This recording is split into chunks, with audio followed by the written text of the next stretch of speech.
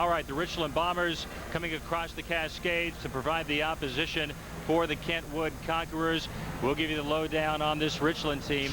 Like Kentwood, also 12-1 coming in, enrollment of over 1,200. The head coach, Lonnie Pearson, his story you will hear more of momentarily, but he is less than a month removed from cancer surgery.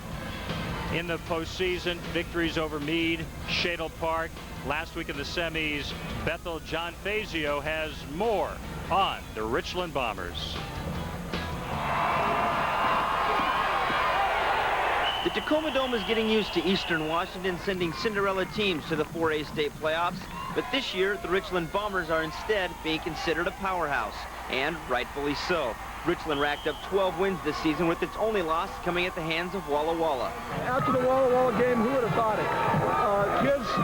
We made some adjustments. The kids rededicated themselves to the program and working hard every day at practice. The Bombers' last big push for a title came back in 1996 when they beat South Kitsap in the semis, only to fall in the finals to Curtis High School. And I remember a few years back when I was sitting in the stands watching the Bombers win, beat South Kitsap, and now for us to be doing it, it's unbelievable, man. It feels great. And they'd love to finish off this year's journey with a win in the final game, but the road to get there hasn't necessarily been an easy one. Richland head coach Lonnie Pearson took a 3-week break from his team for medical reasons. But by the semifinal matchup with Bethel, Pearson was back, this time coaching from the press box. And even from this view, his team was looking better than ever.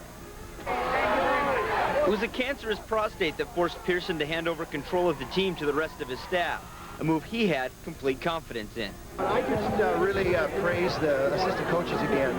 Number one, they've done such a great job in my absence for 3 straight games, the last league game, Southridge, the first 2 playoffs to get us where we are. So I'm indebted to them, and I'm also appreciative of their ability to solve problems for me up there. You know, I get a lot of input, they get it done in a hurry, and it's a frustrating place to be in the box. So that went real well. With him gone, it was like an inspiration for us, and we all just came through and just pulled together as an even closer family, and we just came together. Pearson says this year's shot at the title is unlike any other.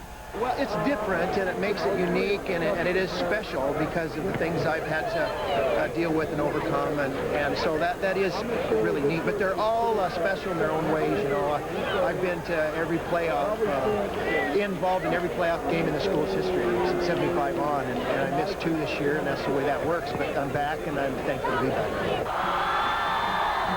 And with his team on the verge of winning its first state title in 18 years, you can bet the Richland players are thankful to have Coach Pearson back. Covering the Richland Bombers, I'm John Fazio for Northwest Sports Tonight. Past champions in the 4A classification, the most recent winner a year ago, Pasco. Before that, Central Valley. Then you see the back-to-back titles, 95 and 96, put together by the Curtis Vikings.